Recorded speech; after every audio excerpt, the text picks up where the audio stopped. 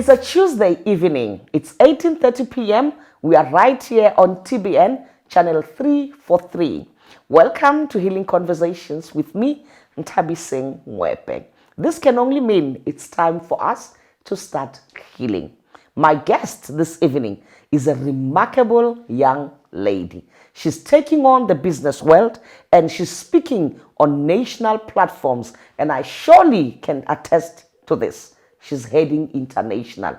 If you don't believe me, let's welcome Sissy Karabo Nguyuza. I'm telling you, this is a lady to watch out for. South Africa and Africa is her next destination. How are you, Sissy? I'm good, and how are you? I'm fabulous. I met you and I realized, wow, what a conqueror, what an achiever, what a no fear spirit that you possess. Thank you. And I'm listening to you and I'm like, is this me? Is she introducing me? I'm like, oh my God, wow, thank you. I'm so inspired by your life. You know, I followed you for quite some time, and it's such an honor for you to avail yourself to speak to us and let us step into your mental space. At the age of 14, born with normality, so to speak, and drastically, you become disabled. What happened? Wow. I always ask myself, how do I speak about this without breaking down? Because I think about it till this day. It still hurts inside. But hey, I remember it was on a Wednesday at school, a normal day, and then I got sick all of a sudden. What's happening now? They're calling the teachers and all that. I'm out. Like, I don't know what's happening, but I'm down on the floor and everything. Before I know it, I'm at home. At the middle of the night, I started vomiting blood. I started becoming weak and all that. And my mom called an ambulance, right? It took like 2 hours before the ambulance came. You know what my mom did? She carried me in on her back to the clinic, to the nearest clinic. Immediately I arrived there, they called the ambulance and it came in rushing. I tell you, I woke up 3 months later and they thought I was dead. 3 months. 3 months that's when I woke up, And even the doctors were saying they don't see hope. I might as well they switch off the machines and all that because they don't see any hope. They don't see me surviving the whole thing that was happening. And the problem is that time they couldn't diagnose what it was. Then it was later on when now they diagnosed me with post-polio. And it was bad. It was very bad because I've lost my ability to walk. I couldn't speak well. It was like I was a new person in a different, it was just all this complicated. And when I left the hospital, I was on a wheelchair. Another problem that I also had, I lost my memory as well. So I had to ask questions. What happened to me? What day it is today? When I see my parents, I couldn't even recognize them. So it was very difficult. A normal thing from brushing your teeth, dressing up, just simple things that it was easy for me to do. Now someone had to help me to do that. The whole year I couldn't go to school. Even the next year it was also difficult because how do I go to school like this? So for me as well, it was also challenging to accept myself the way I am, plus the fact that my life has changed, plus the fact that I see other kids going to school and I'm not going to school. So there was lots. Very, very bad. Now you come out of the hospital, you go home, you get the diagnosis. And does it make sense? Or are you still at that point where you are like, when we speak of polio, we often hear with babies, get your child vaccinated. So you think the child is vaccinated, everything is fine. How do you begin to process that? Sure, it was very difficult. For me, I don't want to lie, it was for the first time I heard of the word polio. And I'm like, what is polio? Mind you, that time we were not used to this Google and whatnot. Now we have to rely on the doctors to explain to us what is polio. And I understand the doctor's explanation, but black people, what do we say? Witchcraft. Oh, You see? yes. Now, as a 14-year-old trying to adjust, and as a school-going child, also trying to process, what fears come to you at that point? Do you even remember? My biggest fear is I'm gonna die. That was my biggest fear, because even though I was back, I was still in a lot of pain. And my fear was the dream that I wanted for myself of becoming a doctor. Now it's not gonna happen. My fear it was, will I be able to play with other kids? Will I be able to relate with other kids? What's going to happen to me? That was my biggest fear. Will I cope? That was my biggest fear. Little did I know that the journey is about to get hard.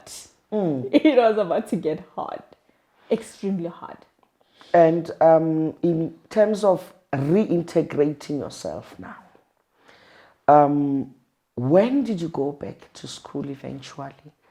And how is the reception when you arrive? So that whole year that I was at home not going to school, I was going to physio and psychologist and all the checkups and all that. And then luckily I was able to be transferred from the wheelchair to the crutches. Now I had to go to school. Let's pause it there. How long does that take? It took like a year and a half for me, because remember it was the previous year that I got disabled throughout the year, and the 3 months when I was in hospital, plus the next year of healing and everything. So literally I can say 1.5 years of my life was delayed. Actually 2 years altogether, because that year I cannot say I went to school or anything. So 2 years of my year was delayed. So now after that I have to go to school. I'm telling you, I didn't even know how to write my name then. That's how bad it was. And then another thing is, the school kids will laugh at you. I think thinking now is they didn't know much. And as you know how bullies are, they used to bully me, they were laughing at me. I remember most of the time when I was school, you sit down and you're busy with your books, and then they'll take my crutches and hide them. And then now it's school hours, I can't find my crutches, I cannot walk without the crutches. It was very challenging, And now they start calling me all these painful Name calling, words yeah. and all that, yes. And then I told my mom, I'm like, I'm not going back to school. You She's like, feel no, like I I'm want like, to give up. I'm not going back to school. I would rather die here at home doing nothing. I'm fine with that than being a laughing joke at school each and every single day. I'm not going back to school. I'm not. So then luckily my mother then found a school for persons with disabilities. That's when I went in. It has a serious effect on your mental health. You feel like at some point, this is just the end for me. And it really touches on my spirit when you speak about the loss of dreams. When do you wake up to the reality, if ever, that this is not a dream? This is possibly what life from this point on is, until I don't know when. I think my waking up point is when my mother finally found the school for me. I went to the school. First time I saw persons with disabilities worse than me. And I'm like, hold on. How is this possible? And everyone there was happy. The kids, they were happy. They were playing, they were going to school and everything. And I was at shock. And I'm like, oh, so there is life after disability. That for me, it was a wicked point. And I'm like, if these kids are even worse than me and they're all this happy, what about me? Being in that environment, would you say it really caused a mental shift for you? It did a lot. The self-pity was all gone. And there was a lot of self-pity. It was a lot. And I'm like, yeah, I mean, I'm disabled. I cannot do this. I cannot do that. Yes, now, because I used to do things on my own, now I cannot, and all that. So it was a lot. It was a lot that was happening. But at school, we have all these supportive doctors.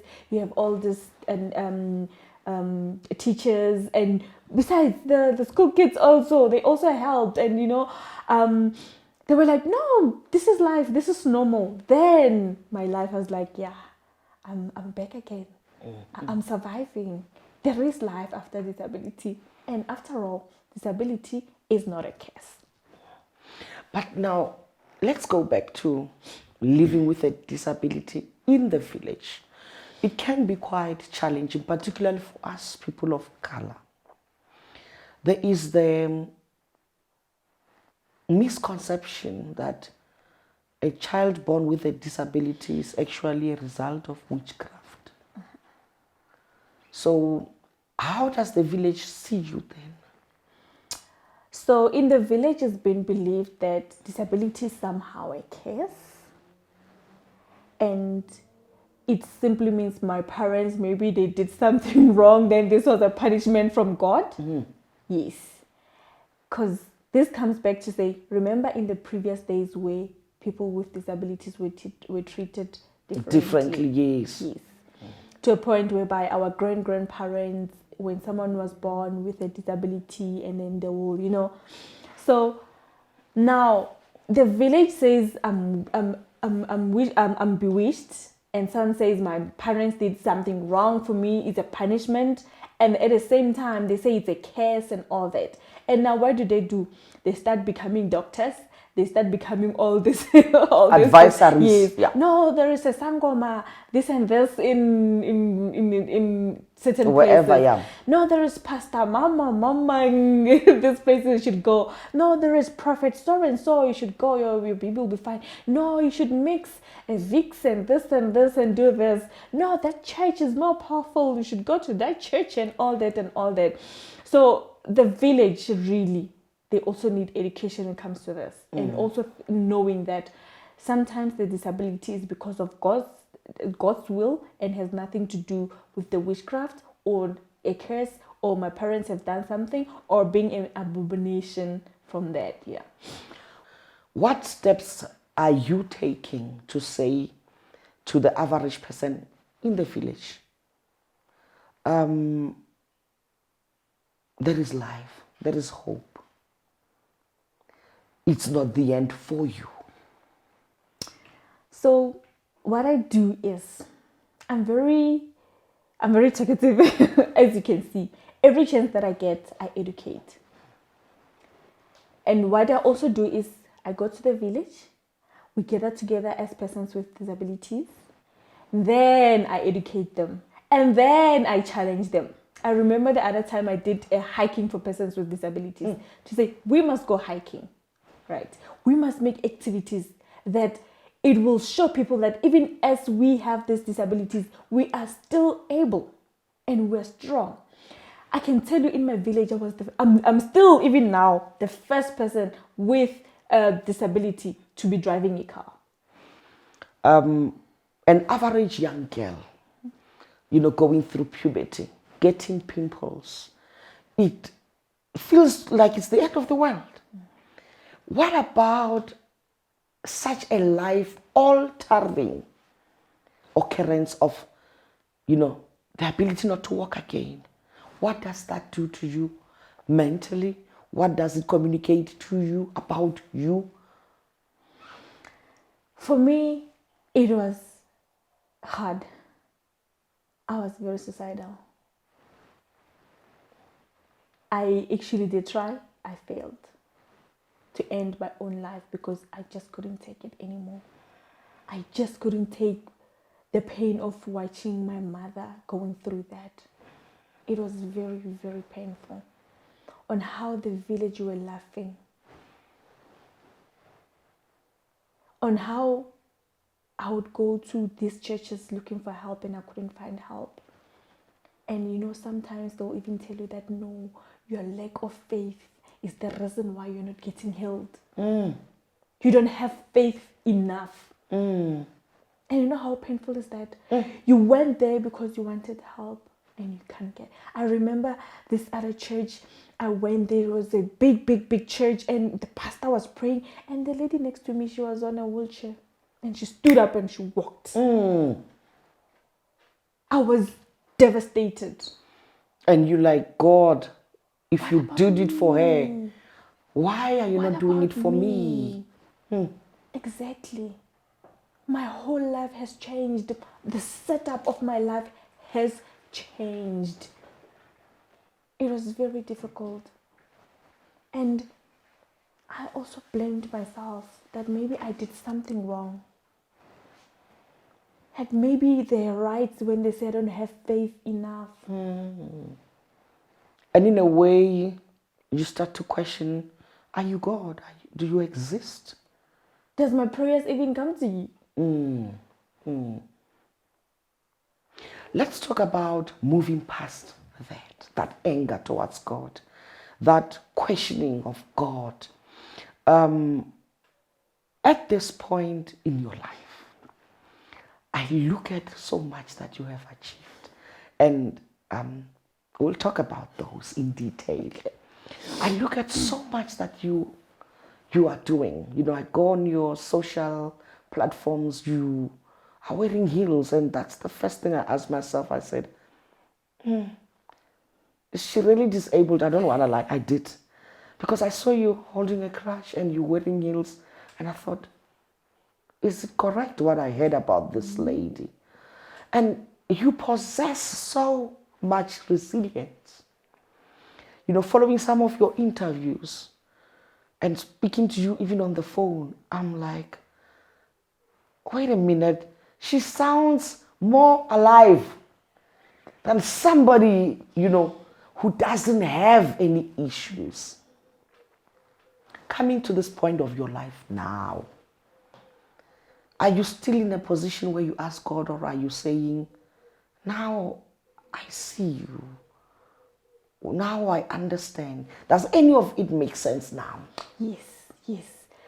When all the puzzles are finally coming together, like, The pieces of a puzzle. and you're like, oh, okay, God, is this you? I see.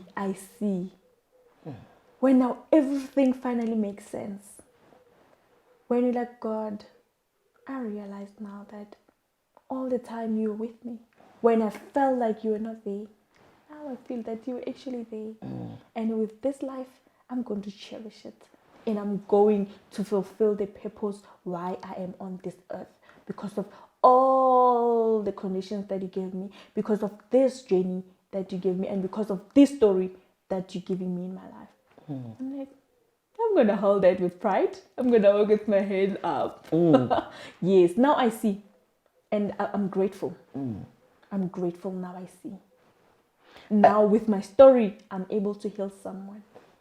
I'm able to change people's lives.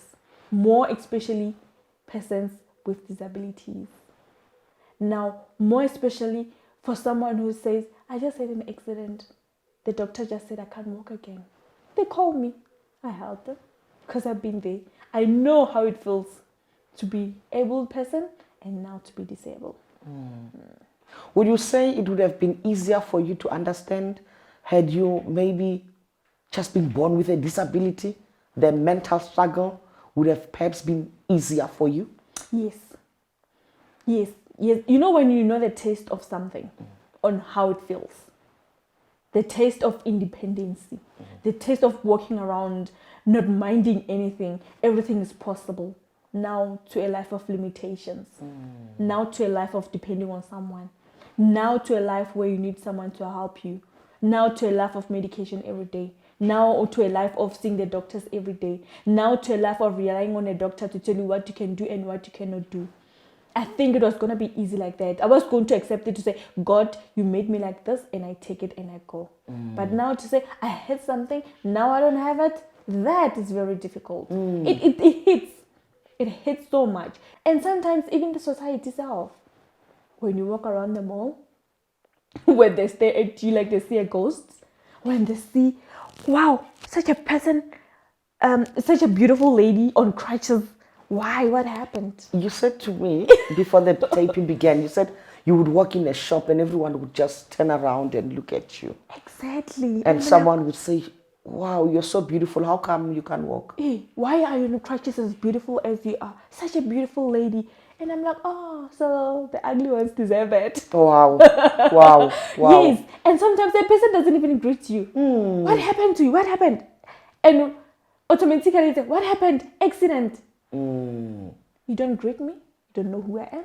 You just jump into me. I know a pastor that will pray for you. Yeah. There's a sangoma that will... You don't even know me. You didn't even talk to me. You don't greet me. You don't do anything. Now you tell me what to do. Now, on the issue of discrimination, as a follow-up question, right?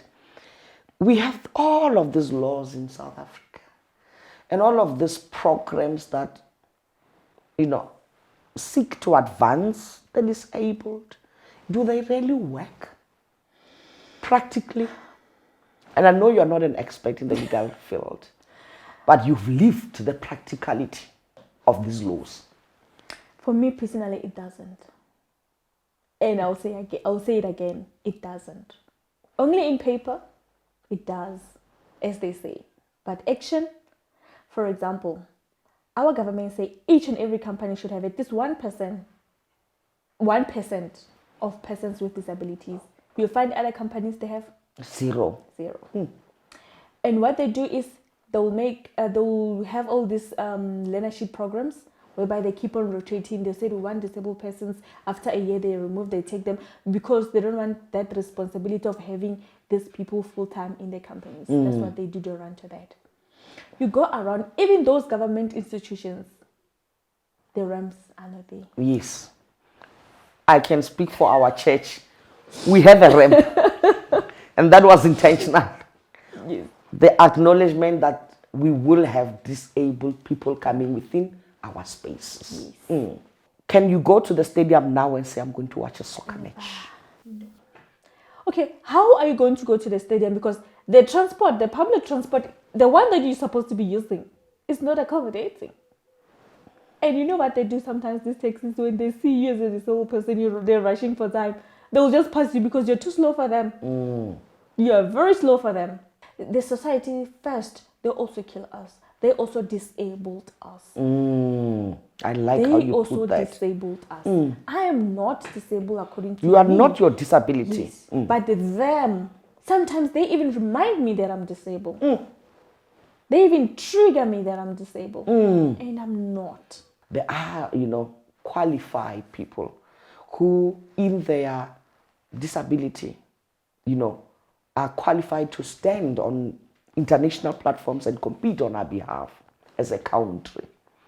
And that really just shames us as people to say, this is how we treat our disabled people. Yes, and the fact that they don't even acknowledge the talent that is there. The support. We talk about the Olympics all the time and everything, but when it comes to Amaprok, not so much noise. No. They keep it underground. Very low key. Exactly. Why? Because they say we are too demanding, we need too much access, we need these adjustments and this. So for them, they feel like it's going to be very costly. And it's not like that. You find someone is very qualified, a lawyer. I had a friend of mine, she was a qualified lawyer, but she got a job as a filing. Why? Because they couldn't give her a job as a lawyer because she also had a stuttering problem. So they said you can't be a lawyer and be stuttering. Wow. But this person is qualified. Wow. I can give a lot of examples of how you have all these qualities, but no one sees beyond your disability. Exactly, because you're disabled. I had a friend of mine, he's blind, he's doing magic, he's doing miracles. But no, that's because this company cannot afford to have a walking dog in its premises. Exactly. And he relies on the walking dog. You find restaurants where you say, no dogs allowed. The level of ignorance in our societies, it's a great concern. The treatment that we give to the disabled speaks of a level of empathy the compassion that we have, and greatly the love that we are able to share as humanity. I'm speaking to Sis Karabo, and she's casting a spotlight on our inadequacy, our inefficiency as humanity when it comes to dealing with people who have impairments. And she says that she's not her disability.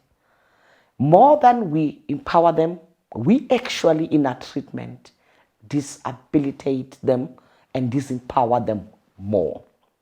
Stick with us for part 2 of this conversation. My eyes have certainly been opened, and my heart is even more opened to what they encounter every day. And I'm asking myself now, within every space that I occupy, how many times have I come across a disabled person just behind the lens of the camera that is bringing you this program? That's a question that is challenging me right now. I'm asking myself, when have I experienced a disabled person in the book fair where we launch and celebrate our books?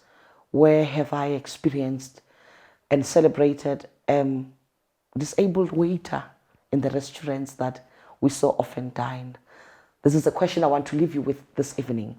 Join me and Sis Karabo next week for the second edition of our conversation. I wonder if we're going to leave it there. You'll have to join us to find out. Have a blessed evening. Let's meet again next Tuesday. God bless you.